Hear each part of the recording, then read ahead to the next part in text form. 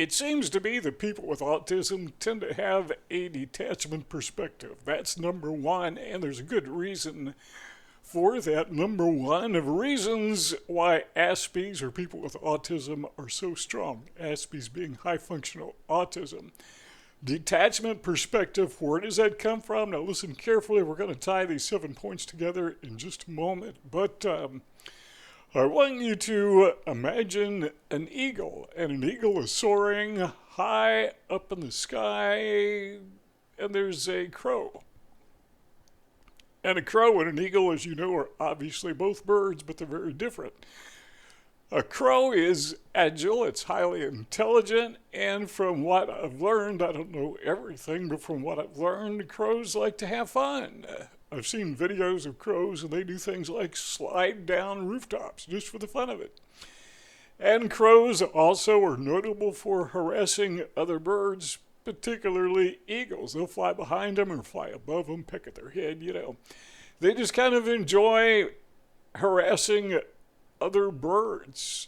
Well, the eagle, as big as it is, not very agile, so there's not a whole lot the eagle can do to stop this bird, from attacking it, the crow from attacking it. So what the eagle does is he just soars a little bit higher. And I have heard, don't know if it's true or not, but I've heard that eagles have been known to soar as high as 30,000 feet in the air. Now, how high is 30,000 feet? Well, we're talking jet airliner. So you're out looking up in the sky, and you see this airplane that is so tiny that you can barely see it. That's 30,000 feet up in the air, and you can see the trail coming, the white trail coming from behind this jet airplane. They say that eagles can actually fly that high. Now, here's the point that we're making.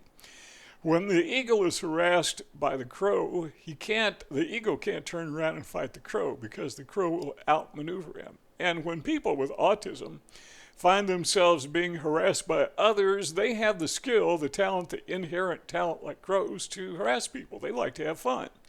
And people with autism, like an eagle, they're just, I don't want to say sitting ducks because that's another bird and we're going to get confused. But in a sense, the eagle is like a sitting duck, only it's flying. So the eagle has enough sense not to fight with the crow. He just flies higher. And that's what people with autism do. A lot of times we find ourselves in situations at work, school, or wherever. Some extreme cases, even family, maybe not extreme. And they're being harassed or taunted by other people, those crows that live in the hive mind, the neurotypical hive mind. And we just don't have the agility. We don't have the ability to fight back. We don't have the mindset. We're just not biologically made that way. But what we can do is we can soar higher.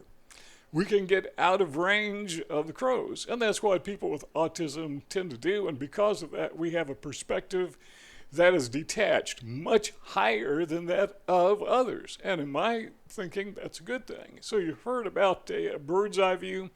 Well, no bird has a better eye view than those who fly the highest, and that's the eagle. So I want you to imagine what the earth looks like from 30,000 feet in the air. If you've ever flown in a jet airliner, most people probably have, and you've looked out the window and been amazed at, you're seeing what no human has ever seen before recent generations, before the 20th century. That's what the crow has been seeing, or the eagle rather, has been seeing for countless thousands of years. That's what people with autism has been seeing long before anybody knew autism was a thing. We have that perspective. We have an overall view of the planet that nobody else can have because, well, we're kind of forced to soar higher. So that's what we do. Number two is this. We have what I call an expanded comfort zone. Now, you may be asking where I'm getting all this stuff, and where I get this stuff is just from life experience. I think about this and what are some of the things that make us so strong. And this occurred to me. I'm in my 70s. I've learned a thing or two sharing those things with you. But we have an expanded comfort zone because we don't have a choice. And again, we're going to tie these together in just a moment. But people make us uncomfortable.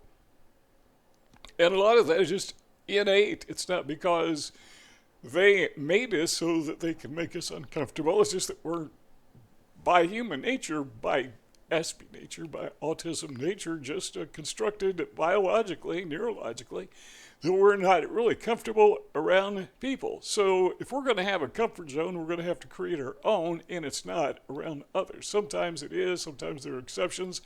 But by and large, we need to have a comfort zone that other people don't have. And I think that's one of the reasons people with autism do so well alone. Now, as I go through these 7 things, you may be able to identify with some of them, maybe all of them. Let us know what you think. If this sounds like you, we'd kind of like to know about it. Maybe you can think of some in addition to these 7. Number 3 is self-awareness. If you have ever been outside your comfort zone as a person with autism, and outside your comfort zone means when you're around other people. When you're around people who are from the neurotypical hive mind, they make you self-aware because they just treat you differently, and you can't help but to notice that you're different than they are. And that makes you self-aware. I mean, you don't really have a choice. It's like you don't have a choice. You got to soar higher. And then you get a bird's eye view, an eagle's eye view of the crow, and then you can make life miserable for the crow if you so desire, but eagles, they don't do that. So you are self-aware, you're very knowledgeable of yourself, you learn a lot about yourself. Now when I communicate with people who have autism, one thing that strikes me is they're very much aware of who they are, more so than anybody else because, well, they're autistic and they know it and they study autism. They're doing what you're doing right this very moment. They get on the internet, for example, and they study autism sometimes by watching YouTube videos. Very much aware of who they are and their position in life. And to me, that's a strength. Number 4 is we tend to learn from mistakes. Now, everybody, I hope, learns from mistakes. Not everybody. People who are narcissistic or psychopaths, the only thing they learn from mistakes is how not to get caught. Well, that's not what we're talking about. So as a person with autism, you know, as I said earlier, I'm in my 70s and I've learned a thing or two. I've learned a lot of things, and most of the things that I've learned in life come from making mistakes. I said this in another video. But a lot of what I've learned about using a computer, I've learned by hitting the wrong button. I didn't know the computer did that, but I hit a button and the computer did something. I said, man, look at that. So now I know something new. And as you go through life as a person with autism, you just don't get it. You just make mistakes, at least the way the neurotypical hive mind sees it. Usually they are mistakes. We faux pas, you know, social things we say or do or don't say or do that we're supposed to and all that. And over time we begin to learn from those things that we don't do, but that becomes almost a habit. That becomes a mindset. So it's not just in social situations, but in life in general. It just becomes a part of who we are. We learn by making mistakes, not just social faux pas, but mistakes of all kinds. Number 5 is we have learned that materialism follows morality. Now I say we've learned, I think maybe this is not a learning process. I think I misspoke. I think the fact that materialism follows morality in the minds of most autistic people is natural. We're not particularly overly obsessed with material things. I mean, I like nice things. You know, I like a nice car, like a nice house. I appreciate things that are done really, really well. But when it comes to me, you know, the thing that, to me, that I value most, or I value highly, I should say, is honesty. And that seems to be a trait among all people with autism. We tend to have a very high moral standard. Where did that come from? That's the way we're born. You know, it just is. There have been psychological tests. Trying to think who it was that I was listening to that was talking about this. I think it was Robert Sapolsky. That said, you know, there were people who had high moral standards. They wouldn't steal. They wouldn't cheat. They wouldn't lie. And they thought maybe it's because they're trying to avoid guilt. And so they went through the battery of tests, you know, like psychologists do. And the outcome of that experiment or that study was Nah, they're not trying to avoid guilt. They're just some people who are just honest, who just don't steal things, who don't like to lie, who like to be moral.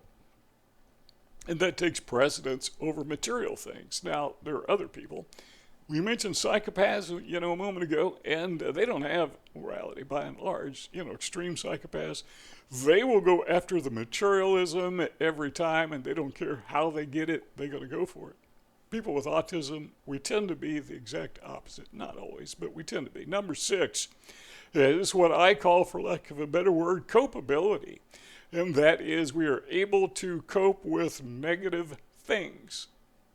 Criticism, self-doubt, negative emotions. Now, I'm not saying that we like those things or that we enjoy them or that we seek them out, but we've had to endure them for so long, from the very beginning, that we've had no choice but to learn to cope with these things. And I'm not saying it's a good thing that we have to endure these things, but I'm saying it's a good thing that we have learned to cope with them. And still, I know people with autism, they struggle, but it's a learning process, particularly among young people with autism who are forced to be in an environment with their peers who do not understand them, who make life miserable for them, put them in a negative circumstance day in, day out. But after a while, they start to learn.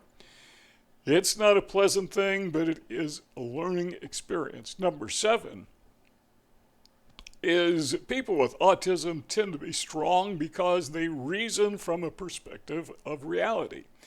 People with autism, I think they have great, at least those that I've known, they have great imaginations. That is to say that they are artistic. They can see things that other people can't see. They are creative, but they also are rooted in reality. Again, like we said in all these other points, it's just a matter of being forced to do that. Reality is that we tend to be not liked. Reality is that other people don't understand us. So every day, anytime, particularly when we're in a social context, every day we are forced to face and confront reality. And those who are neurotypical, they don't get it. They think they are facing reality, but obviously they're not. Otherwise, they would understand people with autism much better than they do. All right. So those are 7 things. Now let's tie all these together. If you've ever had an injury, maybe cut your finger, what happened, or whatever, you'll notice that it heals, and when it heals, it's a little bit stronger than it was before. That's a tiny little thing. And every bodybuilder understands this principle.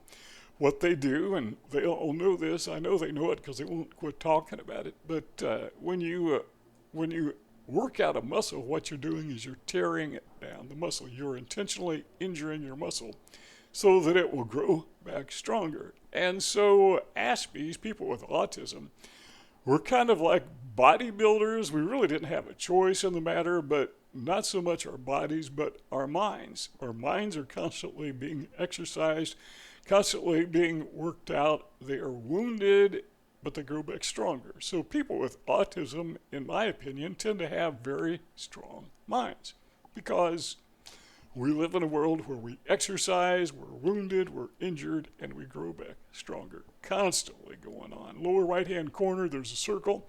When you click on the circle, you join our family by subscribing to our YouTube channel. Lower left-hand corner, there is a rectangle. Click on that, and you can access our video library of past videos so you can keep on watching, well, for hours if you want to, and we'll see you all next time.